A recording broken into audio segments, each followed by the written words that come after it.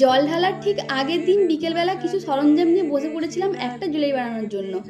আর এটা বানানোর আগে থেকে কোনোরকম কোনো প্ল্যানই ছিল না। হঠাৎ করেই মনে হলো যে কালকে জল ঢালার বার করেছি, শাড়ি পরবো, তো সেই শাড়ির ম্যাজিক কিছুটা বানানো যাক। আর যেই ভাবা সেই কাজ, অমনি সব কিছু নিয়ে বসে পড়লাম। তো প্রথমে আমি কার্ডবোর্ডকে গোল করে কাটিং করে ওটার মধ্যে সাদা রং করে নিলাম। আর সাদা রংটা শুকিয়ে যাওয়ার পর এখন একটা লাল কালারের সাহায্যে এটার চারিদিকে আমি একটা বর্ডার করে নিয়েছি। যেহেতু এটা শিবের মাথায় জল ঢালতে যাওয়ার জন্য বানাচ্ছি, তাই ভাবলাম যে এটার মাঝখানে একটা বেলপাতা আঁকলে ব্যাপারটা বেশ ভালো হয়। আর এদিকে আমার কাছে কোনো সবুজ রং ছিল না, তাই আমি এখানে সবুজ কালারের নেল পালিশ ব্যবহার করেছি। এরপর সুসুতোর সাহায্যে আমি একটা কড়িকে এর নিচে আটকে দিলাম। এরপর আমি উলকে ৪ পাট করে পাক দিয়ে এরকম একটা দড়ি বানিয়ে নিয়েছি। আর যেহেতু এটা একটা চোকার বানাচ্ছি, তাই এই দড়িটাকে একদম সোজাসুজিভাবে রেখে এটার মাঝ বরাবর আঠার সাহায্যে এই কার্ডবোর্ড দিয়ে তৈরি করা লকেটটা আটকে দেব। এখানে আমি আগে থেকেই উল দিয়ে কয়েকটা কটন বল বানিয়ে রেখেছিলাম।